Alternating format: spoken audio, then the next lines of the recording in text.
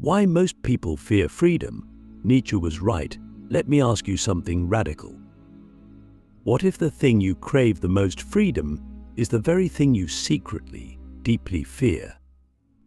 And what if Nietzsche was right, that most people don't want freedom at all? That they want to be told what to do, where to go, what to believe?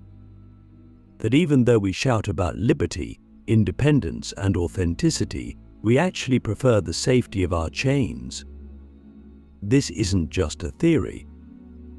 It's a truth that echoes through history, psychology, and our everyday decisions. But before we dive in, let me be honest with you, this video isn't going to be comfortable. It's not designed to make you feel good. It's designed to wake you up. We're going to go on a journey together into some of the deepest layers of the human condition, the kind of stuff most people avoid thinking about because it's too real, too raw, too revealing. So if you're brave enough, keep watching. Nietzsche once wrote, "Freedom is the will to be responsible for oneself." Think about that. Not freedom is doing whatever you want. Not freedom is living without rules.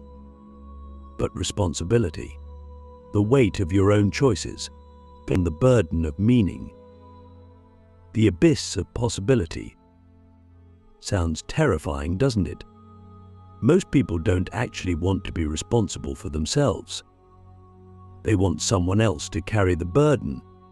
The government, their religion, their parents, their job, their schedule, their phone, even their pain. Anything to avoid the terror of standing alone, naked, before the infinite potential of their own lives. Let's get real for a second. Have you ever felt stuck in a job you hate, a relationship that drains you, a life path that doesn't feel like it's yours? And yet, you stay, you justify it. It's stable. It's secure. It's what I know. But deep down, you know it's not freedom. It's fear. Fear disguised as reason. Comfort disguised as destiny. Why? Because stepping away from the known, even if it's miserable, into the unknown, is one of the scariest things a human being can do. Nietzsche understood this better than anyone. He believed that true freedom is existentially terrifying, because it strips away the excuses, the systems, the scripts. Suddenly it's just you and the world and the silence between decisions. No one to blame, no one to follow, just your own will and whatever you decide to become. And most people are not ready for that. Click subscribe to this channel to get more profound insights. We live in a culture where freedom is marketed like a product. Be free. Choose your identity. Live your best life. But what we're really being sold is the illusion of freedom that's still wrapped in algorithms, in social validation, in carefully curated paths of least resistance. We're told we're free to choose, but only from a menu of options someone else designed. That's not freedom. That's domestication. Ask yourself, when was the last time you made a decision truly from your own soul, not from fear, not from pressure, not from habit, but from the deep, wild, unfiltered truth of who you are? It's rare, and it's hard. Because the moment you start living like that, really living like that, you become dangerous. Not in the violent sense, but in the existential sense. You no longer play by the rules that keep the machine running. You become unpredictable. You become sovereign. And for society, that's a problem. Here's the paradox. We are biologically wired to seek safety, but spiritually called to seek freedom. And those two instincts are constantly at war. The part of you that wants to grow, evolve, awaken, is always battling the part of you that just wants to survive, and to not rock the boat, to stay in the cave even when the sun is shining outside. That's what Plato meant in his allegory of the cave. That's what every spiritual awakening points to. The moment we see the truth, we have a choice: go back to sleep or walk into the blinding light of freedom. But walking into that light costs everything. Nietzsche called the people who chose that path the Übermensch, the overman. Not someone who dominates others, but someone who transcends themselves, who doesn't need a god, a leader, or a crowd to follow. Someone who creates their own values, their own path, their own purpose. That's the highest form of freedom and the most terrifying, because it means no one is coming to save you. You are the author now. And that's where this gets real. Because if you accept that, if you really accept that you are free, that you are the one responsible for your life, then everything changes. Your excuses die. Your comfort zones collapse. Your identity shatters. And what's left is raw potential. So let me ask you, do you really want to be free? Or do you just want to feel free while staying safe? The truth is, most people fear freedom not because they're weak, but because they've been conditioned to. Because freedom requires courage, not just once, but every day. It requires standing up to yourself, questioning your beliefs, facing your shadows, choosing meaning over numbness, growth over comfort, truth over validation. And in a world where it's easier than ever to escape, to scroll, to conform, to blend in, choosing freedom is a radical act. So here's your first wake-up call. The prison isn't always made of bars. Sometimes it's made of habits, of thoughts, of stories you inherited but never questioned. And the door has been open the whole time. The question is, will you walk through it? The chains we choose, why comfort becomes a cage. Let's go even deeper. If the first part revealed the invisible prison, now we have to examine why we willingly stay inside it even when the door is wide open. Why do we cling to routines that suffocate us? Why do we defend the very systems that drain our vitality? Why do we look at freedom full in the face and then turn away? Because comfort is addictive, far more than any drug. And like any addiction, it starts subtly, almost innocently. A little convenience here, a little compromise there. A job that pays well but kills your soul. A relationship that feels familiar but doesn't make you grow. A belief system that makes you feel safe but doesn't require you to think. These things aren't evil. They're just easy. And easy becomes normal. And normal becomes necessary. And soon, we don't know who we are without them. This is what Nietzsche meant when he talked about the herd. He didn't insult the masses because he was arrogant.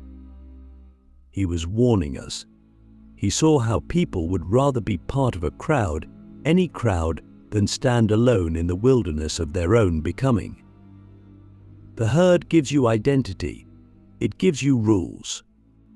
It tells you what's good, what's evil, what's acceptable. It gives you a script. And most people, if given the choice between a script and the terrifying responsibility of writing their own, will choose the script every time. Here's where it gets even darker. The more we choose comfort, the more we fear freedom. Because freedom starts to look like chaos, or uncertainty, risk. It starts to feel unsafe. And anything that feels unsafe, our brain labels as dangerous, even if it's the very thing that could liberate us. You've probably felt this before. That anxiety before making a big decision that might change your life. And that voice in your head saying, what if it all goes wrong? But let me ask you, what if it all goes right? What if the fear is just a test? We've been taught to avoid discomfort at all costs. But discomfort is the price of transformation. Growth doesn't come wrapped in soft blankets. It comes when you leave the warm bed of mediocrity and step out into the cold, uncertain air of possibility. That's where freedom lives, not in the known, but in the wild unknown. Think about the people you admire most: philosophers, artists, innovators, revolutionaries. They weren't comfortable. They weren't safe. They weren't liked by everyone, but they were free. They dared to look at the world and say, "No, I will not play this game by your rules," and then they made their own. But let's be honest, that path is lonely, at least at first, because when you start to free yourself, something strange happens. The people around you, friends, family, co-workers, might not celebrate. They might resist. Not because they hate you, but because your freedom threatens their comfort. Your courage reminds them of the choices they're not making. Your evolution reflects their stagnation. And that's uncomfortable. So instead of rising with you, many will try to pull you back down. This is one of the hardest parts of becoming free, realizing that not everyone will come with you. Some people will leave, some will attack.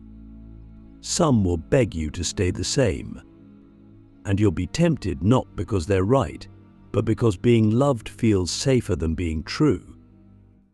But the more you betray yourself to be accepted, the more you reinforce your own cage. Nietzsche said, "He who has a why to live can bear almost any how." That's the key to walking through the fear of freedom.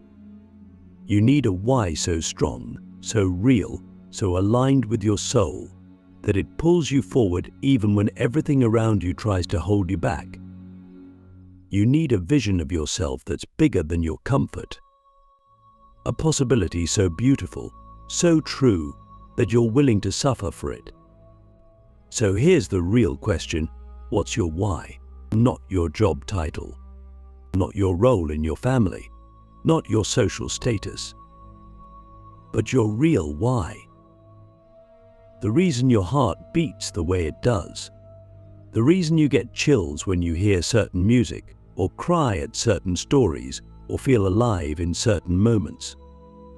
That's your signal. That's your compass. And if you follow it, truly follow it, it will lead you into the unknown, into risk, into discomfort, but also into freedom. Because freedom isn't a destination. It's not something you get once and keep forever.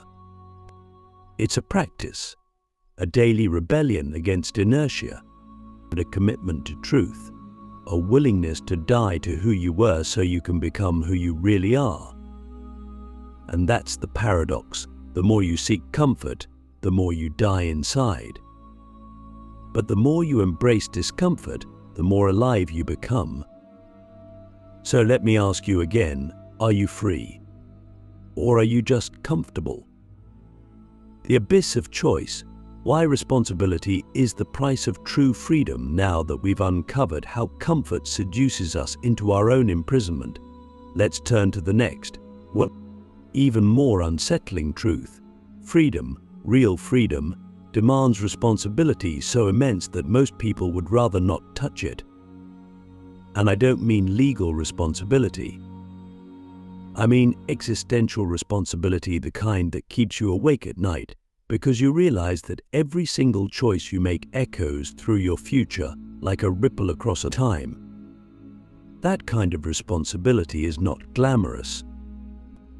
It's not packaged with motivational slogans or TED Talk applause. It's raw, it's brutal, and it's the gatekeeper to your soul's liberation. Nietzsche said that once God is dead, that is, once the external, absolute authority we relied on to give life meaning is gone, we are left with a terrifying question: now what? If there's no divine plan, no pre-written purpose, no cosmic instruction manual, then who decides what matters? You do. No, and that's where most people flinch, because deciding what matters is no small task. It's not just choosing your career or your passions. It's choosing the framework by which you interpret the entire universe. It's becoming the architect of your own morality. It's looking at the infinite possibilities before you and realizing that every road not taken is a piece of you that will never exist. It's not just liberating, it's paralyzing. We think we want options, but the truth is, too many options can destroy us. This is the paradox of modern life. We have more freedom than ever, yet we're more anxious, more depressed, more lost than ever before. Why? Because when you can be anything, the pressure to make the right choice is soul-crushing. And so, we retreat, not into cages built by tyrants, but into cages we construct ourselves of routine, of distraction, of smallness. Responsibility means you can't blame the system anymore. It means you can't say, well, I had no choice. Because you always have a choice, even if it's between two bad options. Even if it's hard. Even if it costs you everything. Freedom is not about ease, it's about ownership. You own your time, your energy, your attention, your values, your truth. And if you're not willing to own those things fully, painfully, courageously, then you're not free. You're just unchained. This responsibility is why most people unconsciously prefer structure handed down by someone else. It's why people cling to ideologies, political identities, religions, and social roles, not always because they believe in them, but because they offer a ready-made meaning. They offer certainty, guidelines, an off-the-shelf purpose. And in a chaotic world, that feels like relief. But it's also a form of surrender. A subtle way of saying, I don't trust myself to decide what life is about. But what if trusting yourself is the very thing freedom demands? What if the most radical act you can commit is to look into the abyss of your own soul and say, I'll take it from here? That's what Nietzsche's philosophy points us toward, not toward nihilism, but toward creative responsibility. The courage to create meaning, not just consume it. The will to shape your destiny, not just inherit it. This doesn't mean you have to go it alone. It doesn't mean rejecting all systems or communities. But what it means is this: you must choose them consciously. You must engage with life not as a passive recipient, but as an active participant. You must take the raw material of existence, suffering, love, boredom, fear, and forge it into something uniquely yours. That's freedom. And yes, it's overwhelming, but it's also beautiful. Because once you stop looking for someone else to give you answers, you start asking better questions. You stop performing, and you start becoming. You stop chasing validation, and you start living authentically, even if nobody claps. So ask yourself right now, what am I avoiding responsibility for? Where in my life am I still waiting for someone to tell me what to do, who to be, what matters? And what would happen if I stopped waiting? This is the abyss of choice. And yes, it's terrifying. But it's also the birthplace of your power. Becoming dangerous, the final step into inner freedom. So here we are. We've walked through the illusion of comfort, the weight of responsibility, the terror of choice. And now we arrive at the final, most radical truth. To be truly free, you must be willing to become dangerous. Not in the way people often misunderstand that word: not violent, not cruel, not reckless, but dangerous in the sense that you no longer need permission to exist. You no longer seek validation to speak your truth. You no longer wait for the world to approve of your becoming. A truly free person is dangerous because they cannot be controlled, not by fear, not by guilt, not by the manipulations of a society that profits from your insecurity. When you step fully into your own freedom, you become unpredictable, unmanageable. You're no longer a cog in the machine. You're the machine that builds new worlds. And that scares people. It shakes the foundations of everything we've agreed to pretend is normal. That's why most people, deep down, fear free individuals.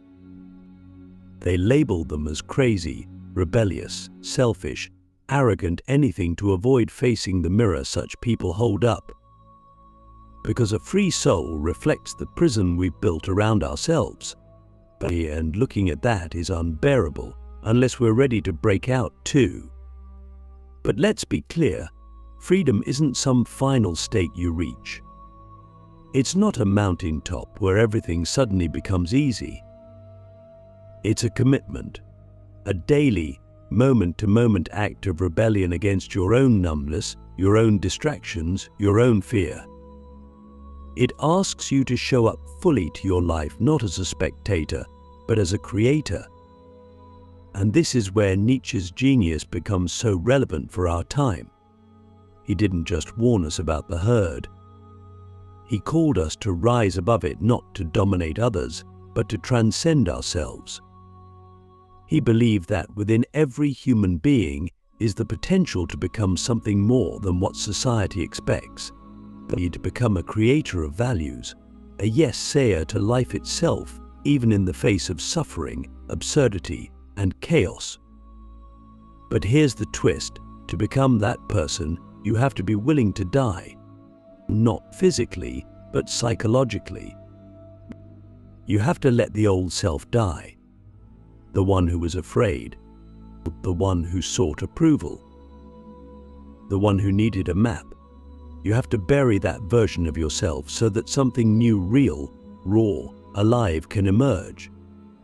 And yes, it will hurt. You will feel lost.